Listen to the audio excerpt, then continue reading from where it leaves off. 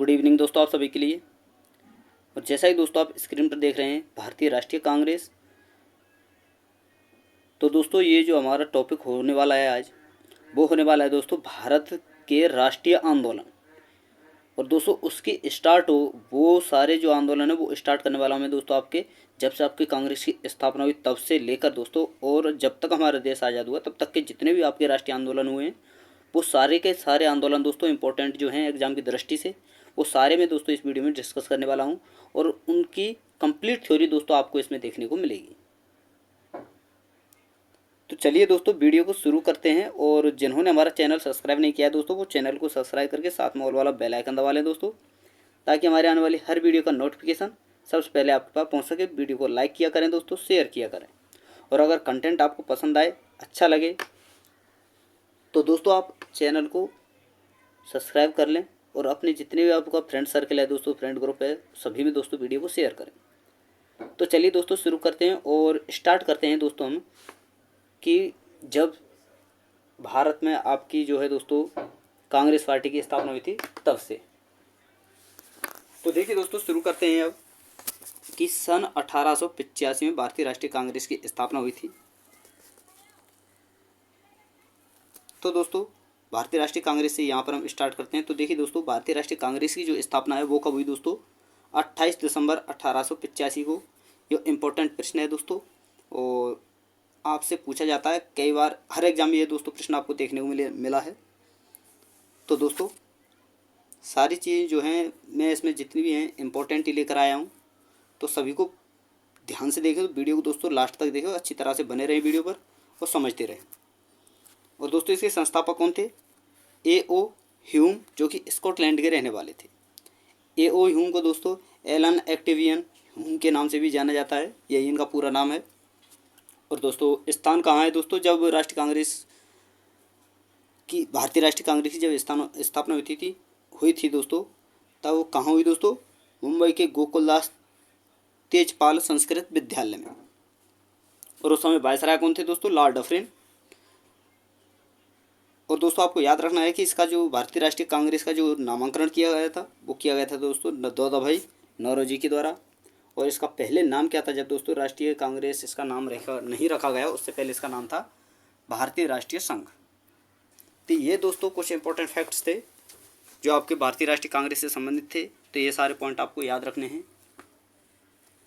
तो चलिए अब दोस्तों आगे देखते हैं, और अगला टॉपिक है दोस्तों आपका, अगला पॉइंट है बंगाल विभाजन दोस्तों।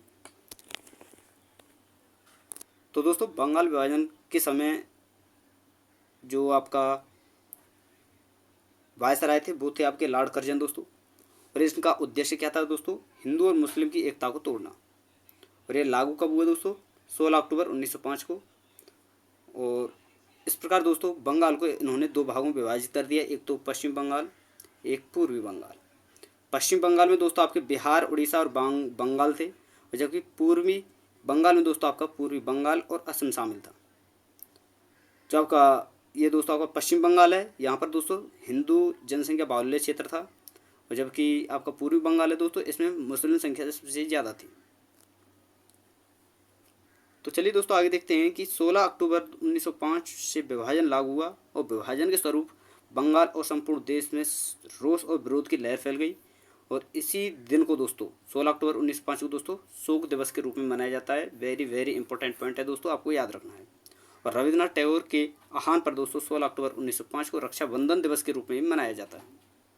और दोस्तों बंगाल विभाजन के अवसर पर रविन्द्रनाथ टैगोर ने प्रसिद्ध गीत दोस्तों अमार सोनार बांग्ला लिखा, जो कि बाद में दोस्तों भारत, जो कि ये दोस्तों आपका बांग्लादेश का राष्ट्रीय गान बना। तो ये था आपका बंगाल विभाजन कुछ इंपॉर्टेंट फैक्ट दोस्तों। कुछ आगे और बचे हैं, उन्हें भी हम डिस्कस कर लेते हैं। तो दोस्तों ये है आपका मुस्लिम लीग। जब बंगाल विभाजन हुआ उसके बाद दोस्तों आपका मुस्लिम लीग जो है अस्तित्व में आई। और बंगाल के विभाजन, यहाँ पर देख सकते हैं दोस्तों, बंगाल विभाजन की घोषणा के पश्चात मुसलमानों का एक शिष्टमंडल, जिसमें दोस्तों 36 लोग थे, आगा खां के नेतृत्व में 1 अक्टूबर 1906 को शिमला में वायसराय लॉर्ड मिंटो से मिला।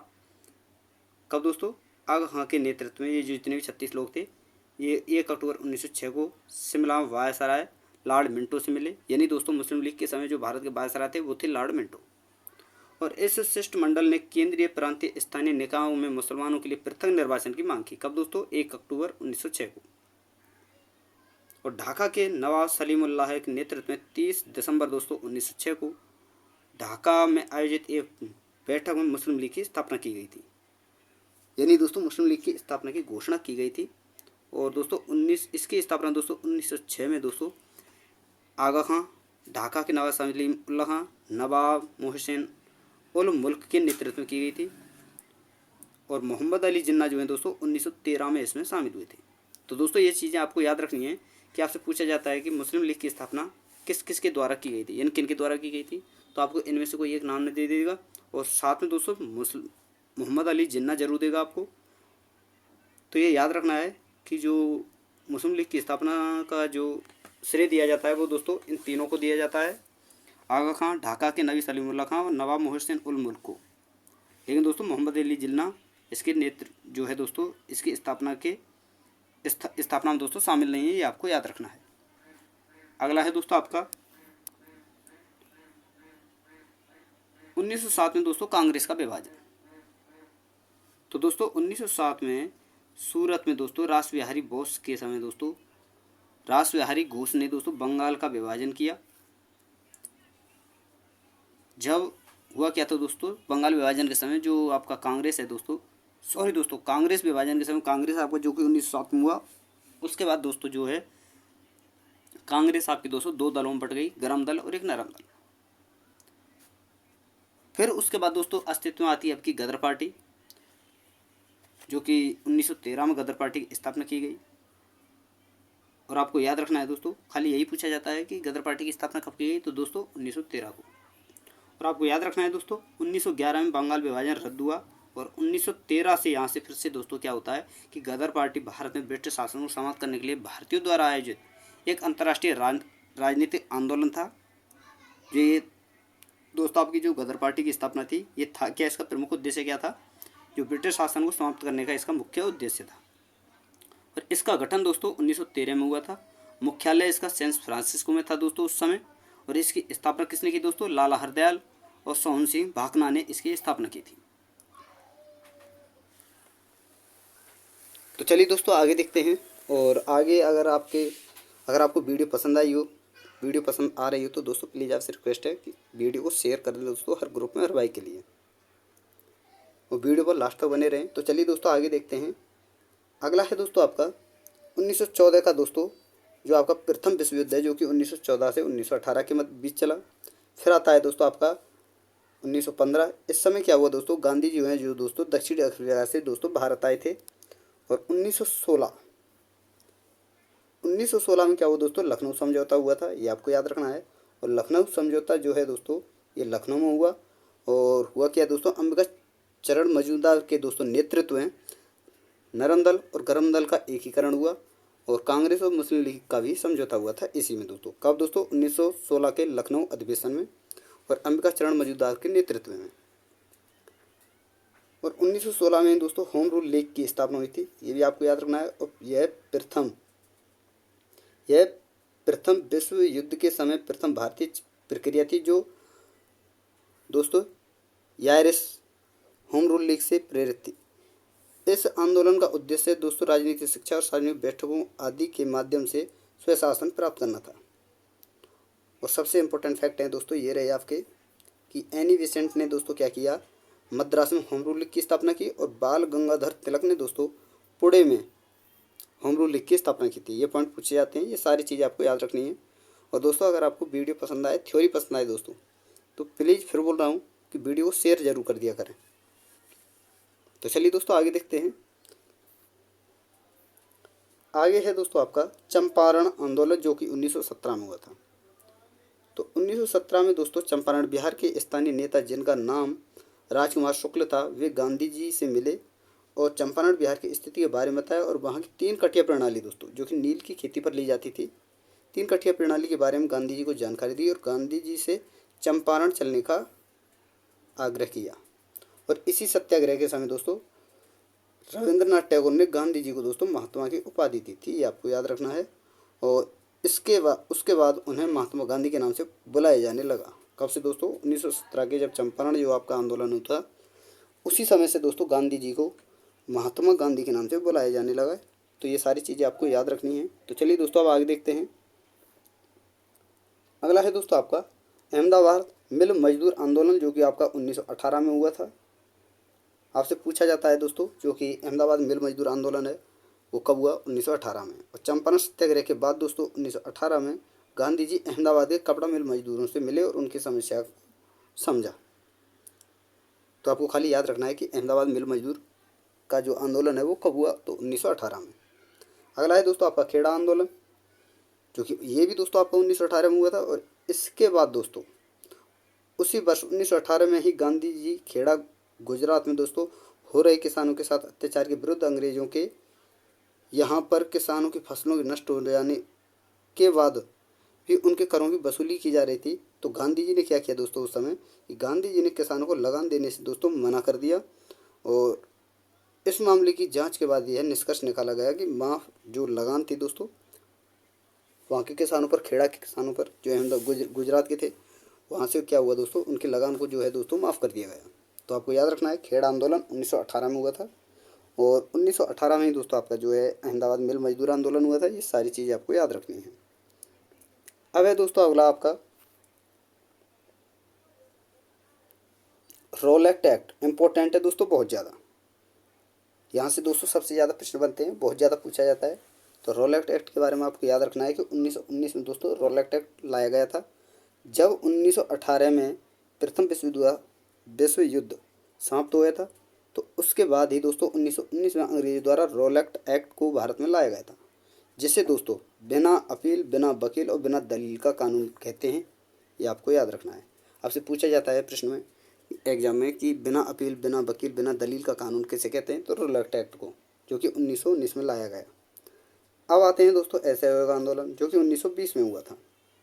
और इन सब घटनाओं को देखते हुए दोस्तों गांधी जी द्वारा अगस्त 1920 में असहयोग आंदोलन की शुरुआत की गई। और यह गांधी का भारत में दोस्तों प्रथम सबसे बड़ा आंदोलन था। और यह आंदोलन दोस्तों अहिंसक होना था, जिसमें भारतीयों को अपनी किताबों का त्याग करना था। गांधी जी ने भी दोस्तों अपनी केसर ए हिंद की उपाधि का त्याग किया था। यानी दोस्तों इन्होंने क्या किया, जो अंग्रेजों के द्वारा इन्हें केसर ए हिंद की जो उपाधि दी गई थी दोस्तों, वो उन्होंने वापस कर दी। कब की थी दोस्तों? असहयोग आंदोलन के समय। तो आपसे प्रश्न पूछा जाता है कि महात्मा गांधी ने केसर ए हिंद की उपाधि किस आंदोलन के समय वापस की थी? तो दोस्तों आपको याद रखना है असहयोग आंदोलन 1920 के समय। अगला है दोस्तों आपका जलियांवाला बाग नरसंहार 1919। वेरी वेरी इंपॉर्टेंट दोस्तों। और इसे हम चलिए दोस्तों डिटेल में समझते हैं कि और शुरू करते हैं कि पंजाब के दो लोकप्रिय नेता दोस्तों डॉक्टर सत्यपाल और डॉक्टर सैफुद्दीन किचलू की गिरफ्तारी के बाद जनता का आक्रोश तेज हो गया। कई जगह हिंसाएं हुई। अमृतसर शहर में 13 अप्रैल दोस्तों 1919 ईस्वी को शाम 5 बजे जलियांवाला बाग में विशाल सभा में रोलेक्ट एक्ट, डॉक्टर सत्यपाल आदि के बारे में भाषण चल रहा था। तभी दोस्तों सैन्य अधिकारी ब्रिगेडियर जनरल रोगिनाल्ड डायर, यानी दोस्तों जिसे हम जनरल डायर कहते हैं, वह उनका पूरा नाम है, रोगिनाल्ड डायर, ने फौज द्वारा भीड़ पर गोली चलाने का आदेश दिया। और इस घटना कांड में लगभग दोस्तों 1500 लोग मारे गए थे। तो ये सारी चीज़ें आप याद रखनी है। तो आपसे पूछा जाता है कि जलियांवाला बाग हत्याकांड कब हुआ? 1919 में। और ये किस कारण हुआ था? इसका जो है दोस्तों, इसमें भाग लेने वाले जो इम्पोर्टेंट जो व्यक्ति थे, जो जलियांवाला बाग हत्याकांड में दोस्तों जलियांवाला बाग में जो सवाल ले रहे थे, वो कौन थे दोस्तों? सैफुद्दीन किचलू और सत्यपाल। और उस समय दोस्तों जो ब्रिटिश के जो वायसराय थे वो कौन थे दोस्तों? General Dyer. तो ये सारी चीज़ें पूछी जाती है, आपको सारी चीज़ें आपको याद रखनी है। और जलियांवाला बाग नरसंहार दोस्तों भारत के समय का यह है दोस्तों आपका जलियांवाला बाग नरसंहार के समय भारत का वायसराय कौन था दोस्तों? Lord Chelmsford. ये आपको याद रखना है। अगला है दोस्तों आपका खिलाफत आंदोलन, जो कि दोस्तों 1919 से 1922 के बीच चला। और दोस्तों यह उस समय तुर्की के खिलाफ खलीफा के बारे में विश्व के मुस्लिमों का धार्मिक गुरु माना जाता था। कौन दोस्तों? तुर्की का खलीफा। और उनके ऊपर अंग्रेजों द्वारा बुरा व्यवहार किया जा रहा था और अंग्रेजों के उनके साथ इस हो रहे बुरे व्यवहार को लेकर भारत में मुसलमानों ने अंग्रेजों के विरुद्ध दोस्तों खिलाफत आंदोलन की शुरुआत की। और गांधी जी ने भी दोस्तों इसमें सहयोग किया, क्योंकि वे मुस्लिमों को भी भारत के अंग्रेजों के विरुद्ध राष्ट्रीय आंदोलन में जोड़ना चाहते थे। और प्रारंभ में दोस्तों इस आंदोलन का नेतृत्व अली बंधुओं यानी दोस्तों शौकत अली और मोहम्मद अली के द्वारा किया गया, परंतु बाद में खिलाफत आंदोलन का नेतृत्व गांधी जी को दिया गया था। तो आपको याद रखना है दोस्तों, खिलाफत आंदोलन जो है कब हुआ दोस्तों? 1919 से 1922 तक। अगला है दोस्तों आपका चौरा चौरी कांड, जो कि दोस्तों 5 फरवरी 1922 को हुआ था। कब हुआ था दोस्तों चौरा चौरी कांड? 5 फरवरी 1922 को। तो दोस्तों समझते हैं, चलिए। 5 फरवरी 1922 का गोरखपुर जिले में चौरा चौरी कांड में चौरा चौरी में किसानों के एक जुलूस पर पुलिस द्वारा गोली चलाने पर भीड़ ने थाने को जला दिया और इसमें लगभग दोस्तों 22 पुलिसकर्मी मारे गए थे। यही दोस्तों आपका जो है चौरा चौरी कांड कहलाता है। तो आपसे पूछा जाता है दोस्तों चौरा चौरी कांड जो है दोस्तों कब हुआ? खाली यही पूछा जाता है कि चौरा चौरी कांड कब हुआ। तो आपको याद रखना है दोस्तों, चौरा चौरी कांड 5 फरवरी 1922 को हुआ था। अगला है दोस्तों आपका स्वराज पार्टी की स्थापना। तो 1923 को स्वराज पार्टी की स्थापना की गई। और आपको बता दूं दोस्तों, खाली आपको याद रखना है कि किस किसके द्वारा की गई। तो दोस्तों चित्तरंजन दास और मोतीलाल नेहरू के द्वारा जो है दोस्तों इसकी स्थापना की गई थी। जो गांधी जी के विचारों के साथ सहमत नहीं रहा करते थे, उन्होंने एक नई पार्टी की स्थापना करने का यह निर्णय लिया था। और दोस्तों मैं आपको बता दूं, इस क्रम में चित्तरंजन दास और मोतीलाल नेहरू ने दोस्तों इलाहाबाद में मार्च 1923 में स्वराज पार्टी की भी स्थापना की थी। यानी दोस्तों इन्होंने जो है दोस्तों 1923 में मोतीलाल नेहरू और चित्तरंजन दास ने जो है इलाहाबाद में दोस्तों मार्च 1923 में दोस्तों मार्च 1923 आपको याद रखना है, यहाँ पर दोस्तों इन्होंने इलाहाबाद में क्या है स्वराज पार्टी की स्थापना की थी। तो दोस्तों चलिए दोस्तों आगे देखते हैं। और दोस्तों मैं आपको बता दूं, ये जितनी मैं थ्योरी करा रहा हूँ ना, तो प्लीज़ आपसे रिक्वेस्ट है थ्योरी कंप्लीट कर लें अच्छी तरह से, क्योंकि जितने भी आपके प्रश्न बनते हैं दोस्तों, जितने भी आपके क्वेश्चन बनते हैं, सारे के सारे थ्योरी से बनते हैं। अगर आप थ्योरी कंप्लीट कर लेते हो तो दोस्तों आपको क्वेश्चन लगाने की कोई ज़रूरत नहीं है, क्योंकि दोस्तों जितने प्रश्न बनते हैं वो सारे के सारे थ्योरी से बनते हैं और आपको पता भी है दोस्तों। तो दोस्तों थ्योरी अच्छी तरह से कंप्लीट किया करें, ताकि दोस्तों आपको क्वेश्चन लगाने की भी ज़रूरत ना हो। लेकिन फिर भी मैं आपके लिए दोस्तों क्या करता हूँ कि आपकी अच्छी प्रैक्टिस हो, तो आपके लिए क्वेश्चन भी लेकर आता हूँ। लेकिन दोस्तों थ्योरी को अवश्य कंप्लीट किया करें। तो चलिए दोस्तों आगे देखते हैं 1924 में क्या हुआ। तो 1924 में दोस्तों बेलगांव में महात्मा गांधी ने जो है दोस्तों कांग्रेस के 40वें अधिवेशन और दोस्तों 40वें अधिवेशन और एकमात्र अधिवेशन में जिसमें गांधी जी अध्यक्ष बने। यानी दोस्तों जो कांग्रेस का बेलगांव का अधिवेशन हुआ था, ये दोस्तों 40वां अधिवेशन था और इसी में दोस्तों महात्मा गांधी ने इसकी अध्यक्षता की। तो आपको याद रखना है कि आपसे पूछा जाता है कि किस अधिवेशन की दोस्तों अध्यक्षता महात्मा गांधी ने की।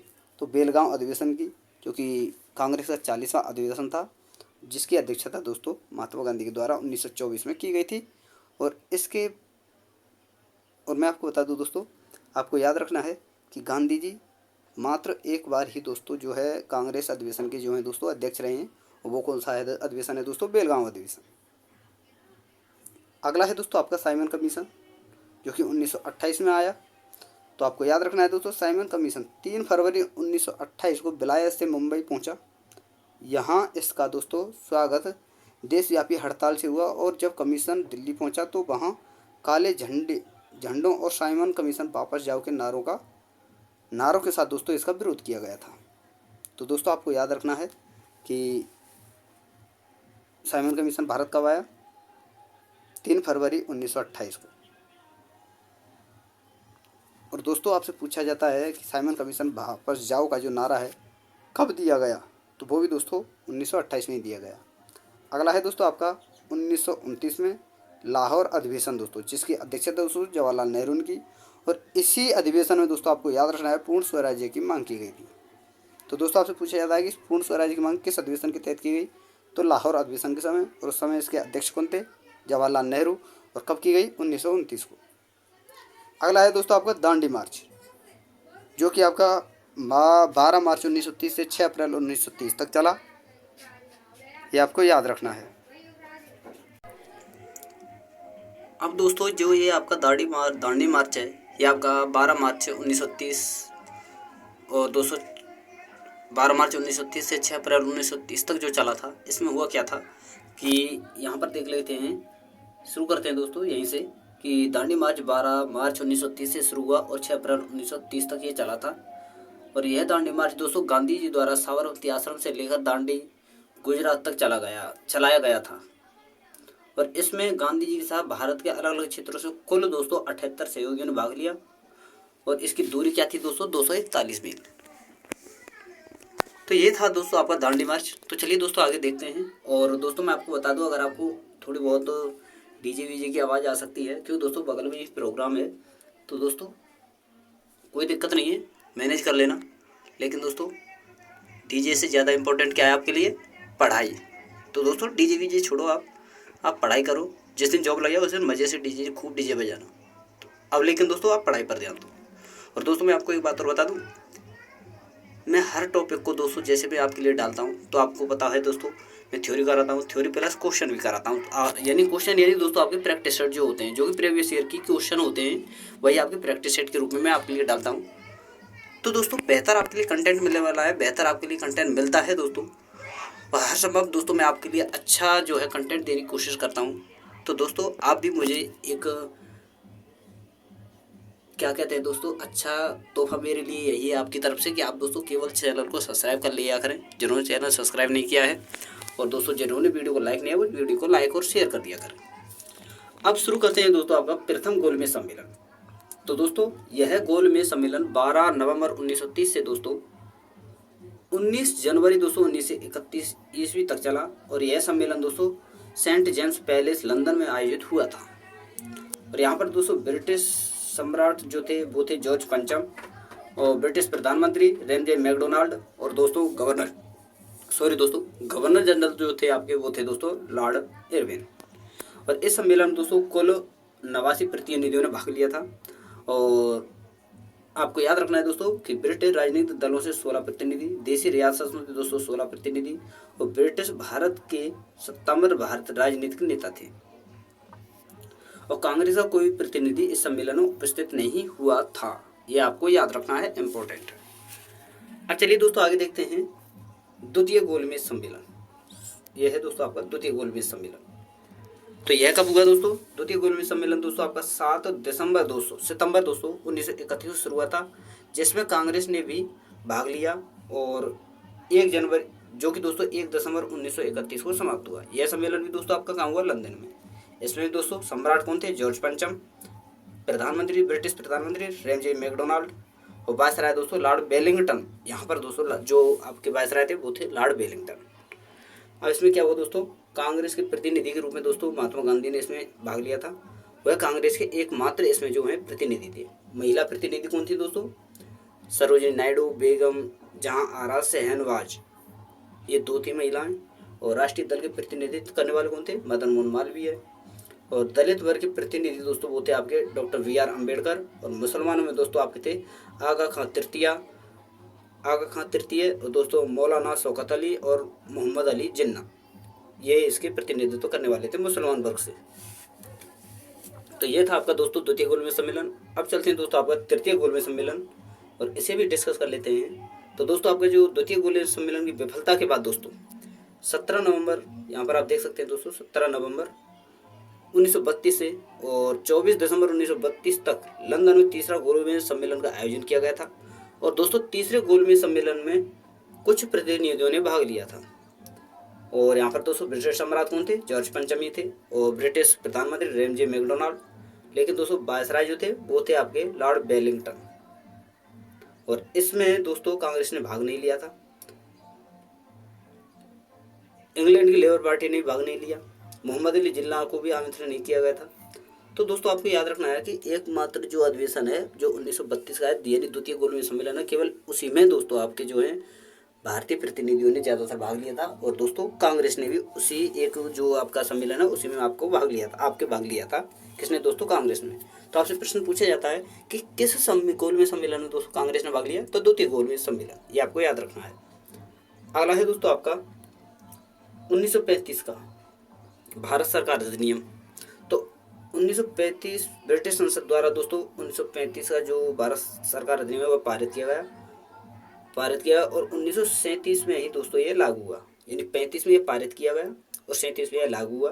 और यह दोस्तों लाल लिथगो के नेतृत्व वाली संयुक्त चयन समिति की रिपोर्ट पर आधारित था।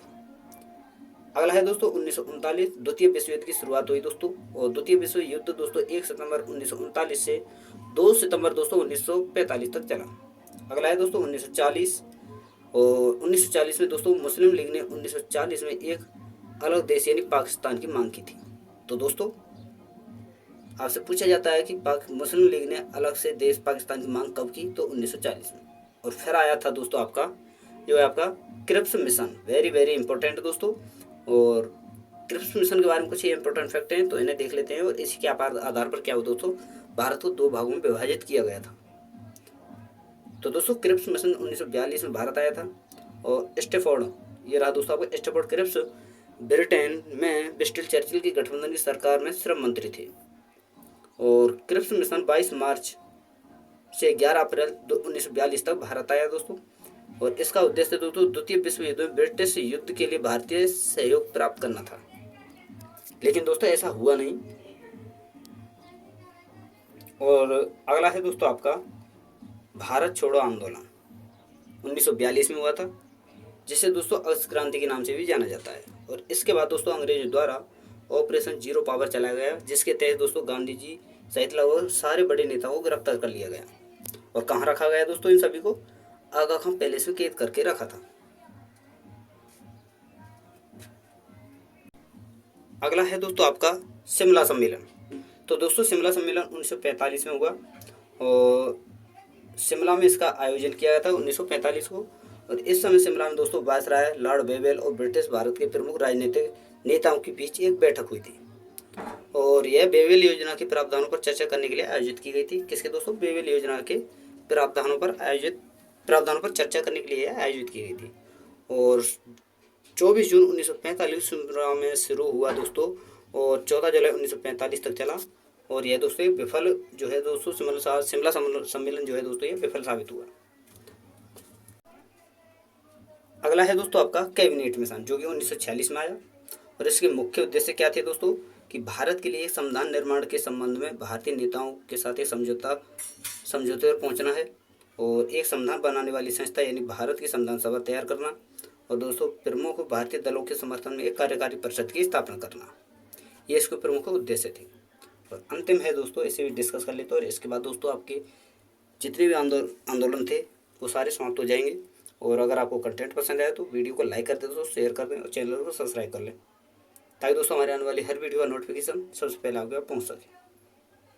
तो चलिए दोस्तों लास्ट देख लेते हैं 1947 में। और इस समय क्या हुआ दोस्तों, भारत जो है 2 भागों में बट गया, भारत और पाकिस्तान। तो दोस्तों 22 मार्च 1947 को ब्रिटिश भारत का 34वां और अंतिम गवर्नर जनरल दोस्तों लॉर्ड माउंटबेटन भारत आया। और लगभग 2 महीने की वार्ता के पश्चात लॉर्ड माउंटबेटन इस निष्कर्ष पहुंचा कि भारत का विभाजन अनिवार्य है। और लॉर्ड माउंटबेटन की योजना के अनुसार दोस्तों भारत और पाकिस्तान 2 अलग देश बना दिए गए। तो आपसे पूछा जाता है दोस्तों कि भारत का विभाजन किस योजना के आधार पर किया है, लॉर्ड माउंटबेटन योजना के आधार पर। तो दोस्तों ये सारे आपका आंदोलन जितने मैंने आपके लिए कराए हैं आपको याद रखने हैं, एग्जाम की दृष्टि से इंपॉर्टेंट है। तो थैंक यू दोस्तों, धन्यवाद। यहाँ पर हमारी वीडियो समाप्त होती है और फिर मिलते हैं नई वीडियो के साथ।